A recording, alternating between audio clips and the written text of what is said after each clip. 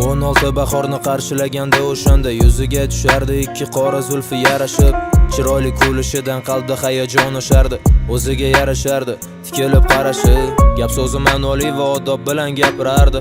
Bir kunda necha bora gaplashsakda salom berib, ayb menda bo'lganda ham kechirimni u so'rardi. Men uning jilmayishidan jahlimdan tushardim erib. Rashkim kuchli edi, ba'zan urishardim qattiq. U ham oldingi qizlarim eslab so'roqqa tutardi. Undan o'zga qizlar endi qiziq emas edi ortiq. Ba'zida qo'ng'irog'im tunda uxlamay kutardi.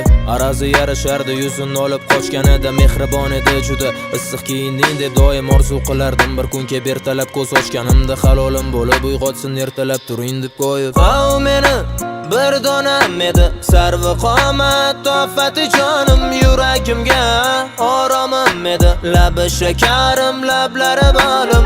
O meni bir donam edi sarvi qomat tofati jonim yuragimga oromim edi labi shakarim lablari bolim. Yo'q u aslida unchalik chiroyli emas ekan. U ham hamma qizlar kabi oddiy bir qizil qatori sevgini qoyillatsa-da vafoni bilmas ekan.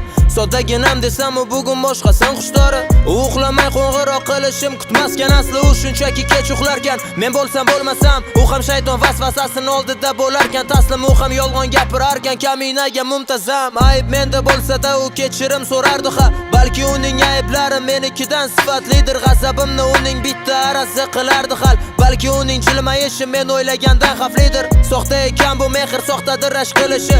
Unga qiziq emas asli issiq yupun kiyishim. Tayin bo'ldi xotin bo'lsa umrimni ham yeyishi. Bu gaplarim andisha qilib tilimni tiyishim. Endi bilsam arzimas ekan gulim desam xafa bo'lar gul sof mehrimni. U bilmas ekan lekin qalbimdan ketmadi butkul. Endi bilsam arzimas ekan gulim desam xafa bo'lar gul sof mehrimni. U bilmas ekan lekin qalbimdan ketmadi butkul.